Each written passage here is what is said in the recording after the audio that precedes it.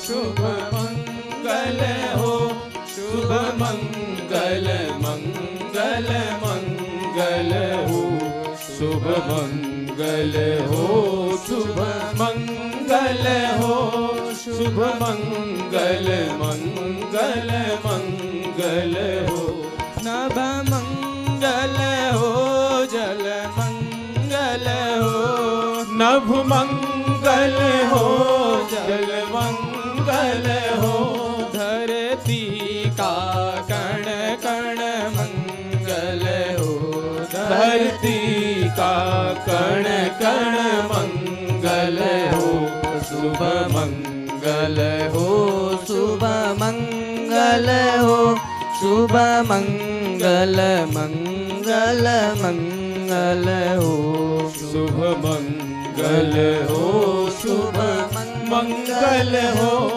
शुभ मंगल मंगल मंगल हो, दिन मंगल हो, निशि मंगल हो, दिन मंगल हो, निशि मंगल हो, जीवन का हर क्षण मंगल हो, जीवन का हर क्षण मंगल हो, शुभ मंगल हो, शुभ मंगल हो, शुभ मंगल मंगल मंगल हो, शुभ मंगल हो, शुभ मंगल हो, शुभ मंगल मंगल मंगल हो, तन मंगल हो, मन मंगल हो, तन मंगल हो, मन मंगल हो, श्रम से अर्जित धन मंगल हो, श्रम से अर्जित धन मंगल हो, शुभ मंगल हो, शुभ मंगल हो, शुभ मंगल मंगल मंगल हो, शुभ मंगल हो, शुभ मंगल हो, शुभ मंगल मंगल मंगल हो, मति मंगल हो, गति मंगल हो, मति मंगल हो, गति मंगल हो, मानव की हर कृति मंगल हो, मानव की हर कृति मंगल हो, शुभ मंगल हो, शुभ मंगल हो, शुभ मंगल मंगल मंगल हो, शुभ मंगल हो, शुभ मंगल हो, शुभ मंगल मंगल मंगल हो, शुभ मंगल मंगल मंगल हो, शुभ मंगल मंगल मंगल हो।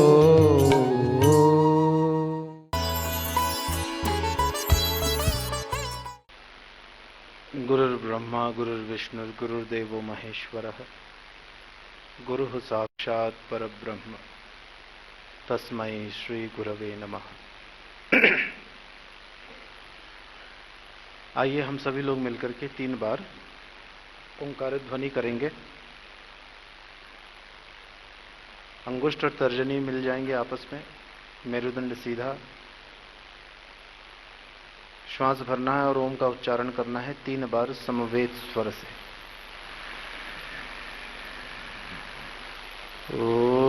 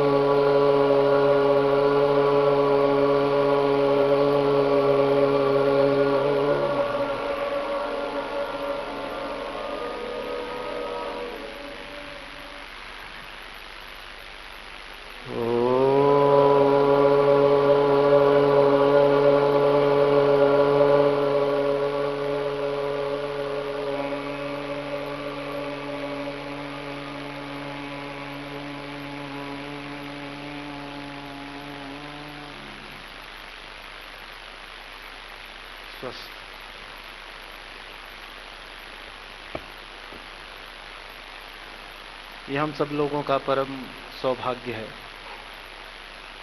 कि हम लोगों को पूरा का पूरा ये ग्रीष्मकालीन आध्यात्मिक सत्र पूज्य गुरुदेव के सानिध्य में और व्यतीत करने का ये सुअवसर प्राप्त हुआ।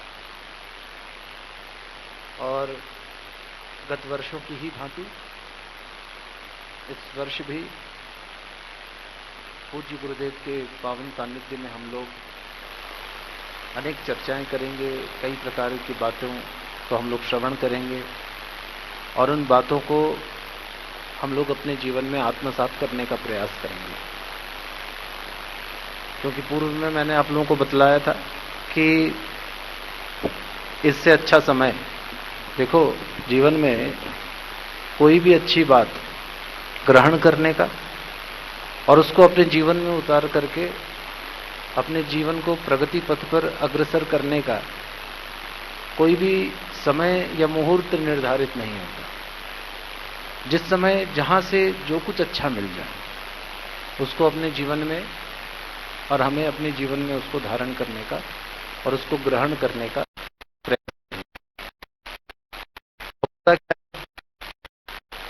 कि हम लोग सोचते हैं कि हमारा जीवन बड़ा लंबा है, अरे तो चलेगा, अभी तो हम पैदा हुए हैं, अभी तो बहुत समय है। इस प्रकार की लोगों को देखते भी हैं, प्राय लोग आपस में इस प्रकार की बातें भी करते हैं कि अरे आश्रम क्या जाना, आश्रम तो चले जाएंगे। और कहीं ऐसे पर्यटक स्थान में जाने की बात हो तो तुरंत जाने के लिए तैयार हो जाते हैं, क्योंकि वहां जो हमारे मन को प्रिय है वो वस्तुएं हमें प्राप्त होती हैं, परंतु आश्रम में जो हमारे लिए श्रेयस्कर है वो वस्तुएं और वो बातें हमें प्राप्त होती हैं। तो जीवन में ये दो प्रकार के मार्ग, ये महापुरुषों ने बतलाया, संतों ने बतलाया कि दो प्रकार के मार्ग हैं। एक प्रेय का मार्ग है और दूसरा श्रेय का मार्ग। प्रेय का मार्ग वह है जो नित्य निरंतर मन में उन वस्तुओं के प्रति आकर्षण और उन वस्तुओं का ध्यान बना रहता है जो हमें प्रिय है, जो हमें अपनी ओर आकर्षित करती है। तनिक विचार करके देखो कौन सी ऐसी वस्तुएं हैं जो आपको प्रिय हैं और आपको स्वतः अपनी ओर आकर्षित करती है। मनन करना पड़ता है, इन बातों को अपने जीवन में थोड़ा थोड़ा उतारना पड़ता है। ठीक उसी प्रकार से जैसे एक बालक पहले पहले विद्यालय जाता है तो उस समय वो विद्यालय जाता है तो उसको कुछ समझ में नहीं आता कि हो क्या रहा है, उसको नए नए लोग दिखलाई पड़ते हैं। पाठ में जो आचार्य, जो शिक्षक जो पढ़ाते हैं पाठ, उस पाठ का भी कुछ समझ में नहीं आता है, परंतु उस समय जो प्रशिक्षक होता है, जो शिक्षक होता है, वो दिखाता है, वो बोलता है, वो अ से आम, तो अ और आम का चित्र बना करके बच्चे को दिखा देता है, तो बच्चे के दिमाग में वो बात छप जाती है कि अ से आम। वह जब भी आम देखता है तो उसके मन में वह अकार, वह शब्द उसके कान में गुंजायित होता है। ठीक उसी प्रकार से यह प्रक्रिया भी हमारे जीवन में शनै शनै हमारे जीवन में उतरती है। तो इसीलिए श्रवण इसका एक बहुत महत्वपूर्ण अंग है। जैसा कि पूज्य गुरुदेव बतला रहे थे कि सत्संग की बड़ी महत्वता है मानवीय जीवन में। मुझे तो ऐसा लगता है कि मानवीय जीवन में संग का बड़ा प्रभाव पड़ता है, और ऐसा हम लोगों के यहाँ शास्त्रों में भी कहा है, और इस बात को हम लोग इतिहास में भी देखते हैं। महाभारत में एक कथा आती है जिस समय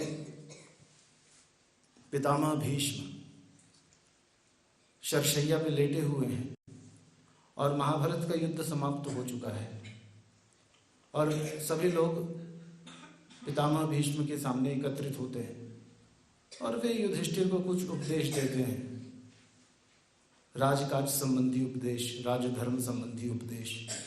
और जब वे उपदेश दे रहे होते हैं उस समय द्रौपदी को हंसी आ जाती है और द्रौपदी किसी तरीके से अपने हंसी को रोक करके मंद मंद मुस्कुरा देती है और ये बात पितामह भीष्म देख लेते हैं और वो पूछते हैं कि बेटी तुम हंस क्यों रही हो, मैंने तो कोई हंसने वाली बात नहीं कही। तब द्रौपदी उत्तर देती है कि पितामह, जिस समय कौरवों की उस सभा में जब मेरा अपमान हो रहा था तो आप भी वहां पर उपस्थित थे, तब ये जो ज्ञान आज आप दे रहे हैं, जो उपदेश दे रहे हैं, तो उस उपदेश में और उस बात को याद करके मेरे को अनायास ही वो बात याद आ गई। तो मेरे मन में थोड़ी सी विसंगति इस बात को लेकर के आई कि तो इस बात में कहीं ना कहीं कोई विसंगति है। तो पितामह कहते हैं कि देख बेटी, तेरी बात एकदम सही है और ये बात सत्य है कि मैं भी वहाँ था और मैं एक प्रकार से जो मुझे करना चाहिए था वो मैं नहीं कर पाया। परंतु ये भी सत्य है कि उस समय मेरे शरीर में जो रक्त था वह दुर्योधन के दिए हुए अन्न का रक्त था और इतने दिनों से शरशैया में पड़े रहने के फलस्वरूप मेरा वह रक्त मेरे शरीर से निकल गया है और तब जाकर के मेरी बुद्धि शुद्ध हो गई है और अब जाकर के मैं इस बात को कह सकता हूँ और मैं ये उपदेश दे रहा हूँ। तो ये बात इस ओर संकेत करती है कि अन्न का तो प्रभाव है ही, जिस प्रकार का अन्न हम ग्रहण करते हैं उस अन्न का हमारे जीवन में बड़ा व्यापक प्रभाव पड़ता है, क्योंकि उसी से हमारा शरीर बनता है। कई लोग आजकल प्रश्न करते हैं कई प्रकार के, तो परंतु एक बात को कोई भी तर्क से काटा नहीं जा सकता कि जैसा हम भोजन प्राप्त करते हैं, जैसा अन्न हम ग्रहण करते हैं, वैसा ही हमारा चिंतन बनता है, उसी प्रकार की सोच हमारे भीतर विकसित होती है और उसी के साथ साथ जिस प्रकार का हम संग करते हैं, जिस प्रकार के लोगों के बीच में हम रहते हैं, उस संग का, उस प्रक्रिया का, उन लोगों के साथ बिताए हुए क्षण का, समय का हमारे मन मस्तिष्क पर बड़ा व्यापक प्रभाव पड़ता है। तो इसीलिए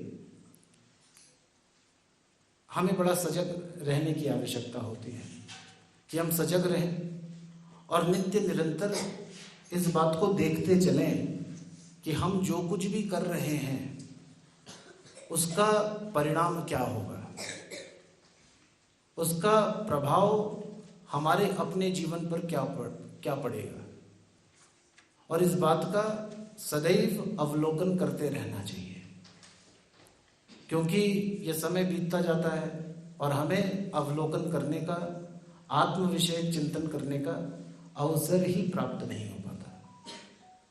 और इसीलिए हम लोग बार बार इस ग्रीष्मकालीन आध्यात्मिक सत्र पे इस बात पे जोर देंगे कि हम कैसे अपने व्यक्तिगत अभ्यास को सुदृढ़ बनावें, क्योंकि जब तक हमारा व्यक्तिगत अभ्यास आत्मावलोकन का, आत्मविश्लेषण का, आत्मचिंतन का जब तक हमारा व्यक्तिगत अभ्यास नहीं होगा तब तक उसका व्यापक प्रभाव इन बातों का, इस चिंतन का और इस सत्संग का व्यापक प्रभाव हमें देखने को नहीं मिलेगा। परंतु यदि हमने थोड़ा सा भी यत्किंचित, जिसको भगवान श्री कृष्ण कहते हैं स्वल्पमप्यस्य धर्मस्य त्रायते महतो भयात्, कहते हैं नेहाभिक्रम नाशोस्ति प्रत्यवायो न विद्यते स्वल्पमप्यस्य धर्मस्य त्रायते महतो भयात्। कहते हैं कि देखो, ये एक ऐसी बात है कि इसका नेहाभिक्रम नाशोस्ति, कहते हैं कि जिसका ये एक बार प्रारंभ हो जाए तो ये कभी समाप्त नहीं होता। अब हम लोग देखते हैं कि हमारे जीवन में जितनी भी बातें हैं वो समाप्त हो जाती हैं, प्रारंभ होती हैं और समाप्त हो जाती हैं। जो कुछ भी प्रारंभ होता है वो एक दिन समाप्त हो जाता है, चाहे कोई भी चीज हो। तो कहते हैं कि ये एक बार प्रारंभ हो जाए तो ये समाप्त नहीं होता। इसका तात्पर्य है कि इसका कभी क्षरण नहीं होता। और प्रत्यवायो न विद्यते, इसका कोई साइड इफेक्ट भी नहीं है, क्योंकि ये जो साधना है, ये जो आत्मचिंतन की ये जो विधा है, ये औषधि के समान है। और औषधि को जब हम ग्रहण करते हैं तो कोई ना कोई साइड इफेक्ट होता है। कुछ लोगों के माइग्रेन हो जाता है, कई लोगों के शरीर में कई प्रकार के दाने निकल आते हैं, किसी को कुछ हो जाता है, किसी की सांस चलने लग जाती है। तो कहते हैं ये एक ऐसी औषधि है, आत्मचिंतन की ये प्रक्रिया, सत्संग की ये प्रक्रिया, आत्मविश्लेषण की ये प्रक्रिया एक ऐसी औषधि है कि इसका प्रत्यवाय भी नहीं होता, इसका साइड इफेक्ट भी नहीं होता।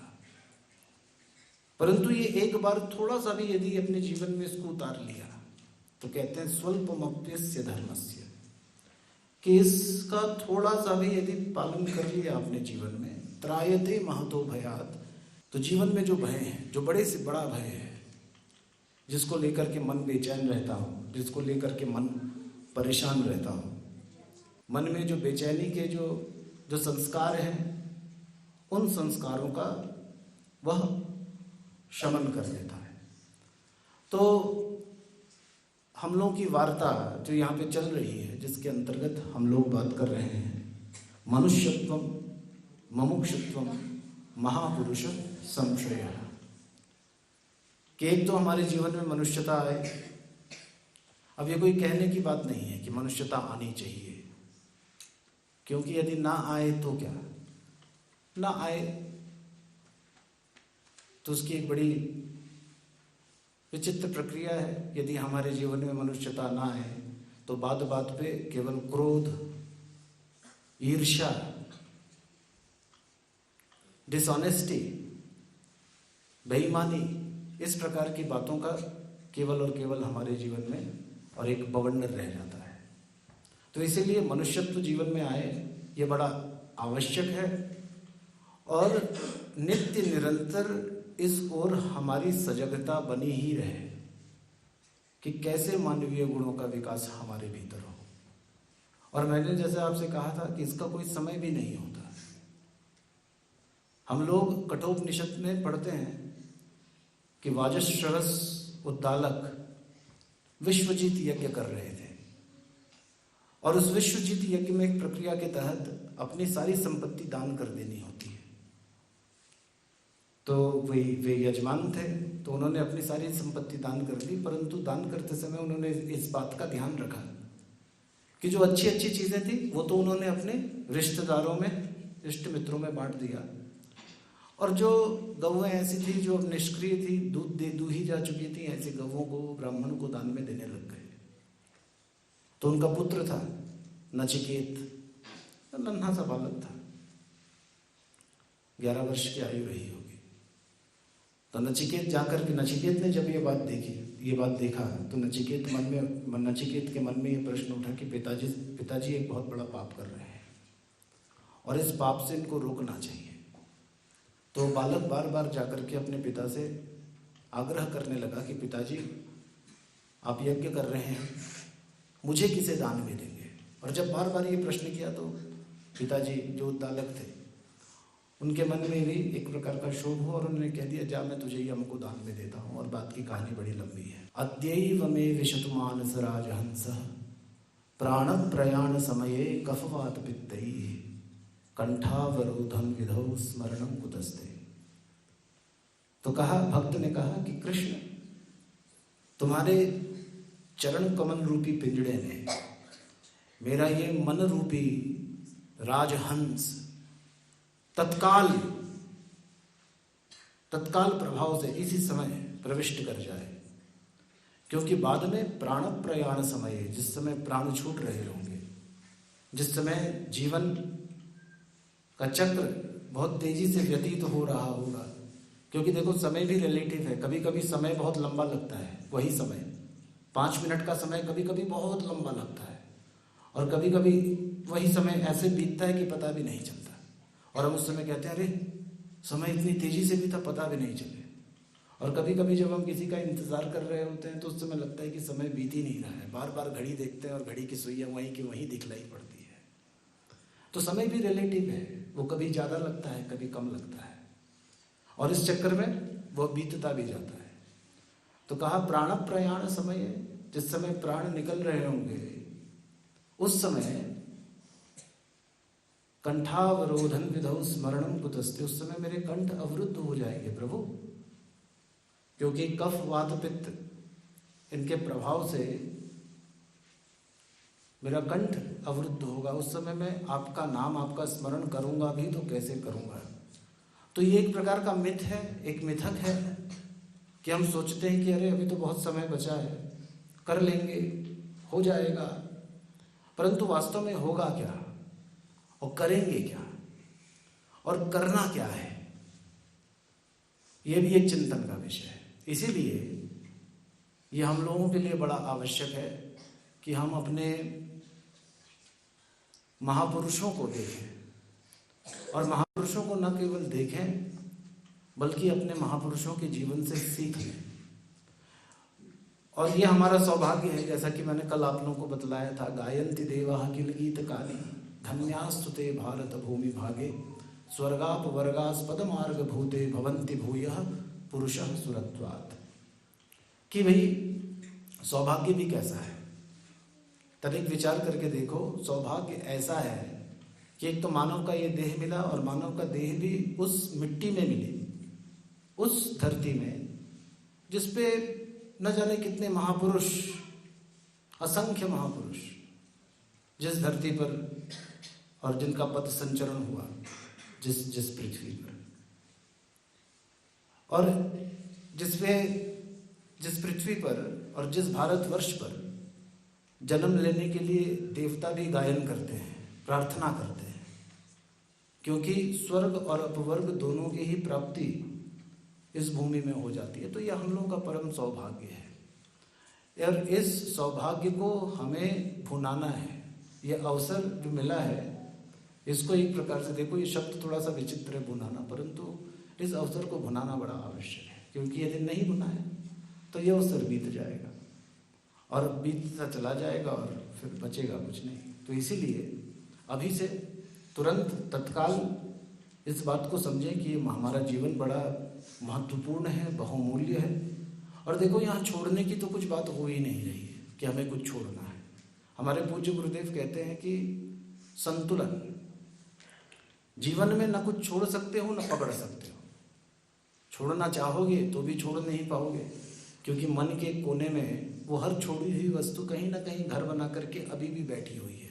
तनिक विचार करके देखो, क्योंकि छोड़ नहीं पाओगे। और चाहोगे अपना लेना कि पकड़ के बैठ जाए, तो भैया ये संसार ऐसा है कि इसको कोई पकड़ पाया नहीं, ना पकड़ पाएगा। तो करना क्या है, समझना है, बात को समझना है। और समझने के लिए दो रास्ते हैं। एक तो प्रयास का मार्ग है जिसमें हम प्रयास करते हैं, साधना करते हैं, और दूसरा मार्ग है समर्पण का जिसमें हम समर्पण करते हैं। तो ये दोनों ही मार्गों की चर्चा, मनुष्यत्व को अपने भीतर विकसित करने की चर्चा और मुमुक्षुत्व को अपने भीतर जागृत करने की और तत्पश्चात उसको धारण करने की ये चर्चा, ये ग्रीष्मकालीन सत्र में सौभाग्य से हम लोग करते ही रहेंगे। तो आइए आज अपने वाक पुष्पांजलि को पूज्य गुरुदेव के श्री चरणों में अर्पित करते हैं। हरि ओम तत्सत, हरि ओम तत्सत, हरि ओम। यो अन्तः प्रविश्य वाचिमां प्रसुप्तां संजीवयति किल शक्ति धराशुधान अन्याश्च हस्तचरण शरणत्वगादि प्राणान् नमो भगवते पुरुषाय तुभ्यं प्राणान् नमो भगवते पुरुषाय तुभ्यं। श्रीचन्द्रदेवं शिवमद्वितीयं भस्मावलिप्तं शशिशोभ्रवरं पद्मासनस्थं सुखदामितीन्द्रियं वाकायचित्ते सततं भजेयम्। गुरु ब्रह्मा गुरु विष्णु गुरुदेवो महेश्वरः गुरु साक्षात् परब्रह्म तस्मै श्री गुरुवे नमः। बोलिए सच्चिदानंद भगवान की, बोलो सद्गुरुदेव भगवान की। परम पवित्र तीर्थ स्थल मां शक्ति के इस पावन धरा पे देव स्थानम सिद्धपीठम पूज्य गुरुदेव भगवान के सानिध्य में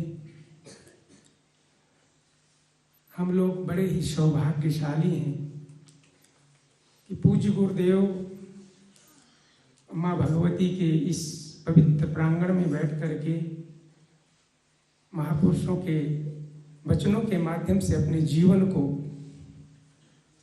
सार्थक बनाने के लिए, अच्छाइयाँ सीखने के लिए यहाँ पर बैठते हैं। पूज्य गुरुदेव भगवान हमको हमेशा हर वर्ष यहाँ पर हमको शिक्षा देते हैं, उसी मार्ग का हम अनुसरण करते हैं।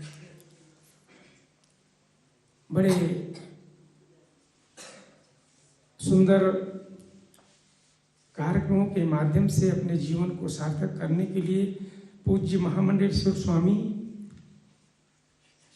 विश्वेश्वरानंद जी महाराज जी, जो कि हमारे परम प्रिय गुरु भाई हैं, और भी यहाँ पर कपिलेश्वरानंद जी महाराज जी, जो इस आश्रम की व्यवस्था हम लोगों को सुनिश्चित करते हैं, व्यवस्था करते हैं, हम लोगों के रहने की, खाने पीने की, सब तरह से हर तरह से देख रेख करते हैं। हम और आप सभी बड़े ही भाग्यशाली हैं, सौभाग्यशाली हैं। ऐसे पावन अवसर पे आने वाले समय में कई दिनों तक माँ भगवती की इसी तरह आराधना करेंगे और मनुष्यत्वम मुमुक्षत्वम जो सूत्र दिया जा रहा है, ये जो हमारी उम्र है इस समय 55 की, यदि इसको हमारे जीवन में थोड़ा सा भी असर हो जाएगा, जीवन में उतर आएगा, तो हमारा जीवन अच्छे मार्ग में जाएगा। तो हमको वो काम करना है जिससे हमारा जीवन अच्छाई की मार्ग पे चले।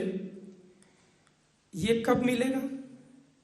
जब हम ऐसी जगह में, जैसे हमारा देव स्थानम कल्याणिका हिमालय देव स्थानम जैसी जगह में पूज्य गुरुदेव भगवान के सानिध्य में बैठ कर वहाँ के संतों के माध्यम से और महापुरुषों के माध्यम उनकी बात को मानना, अच्छे मार्ग पे चलेंगे तो हम लोग आगे चल के क्या बनेंगे? अच्छे बनेंगे।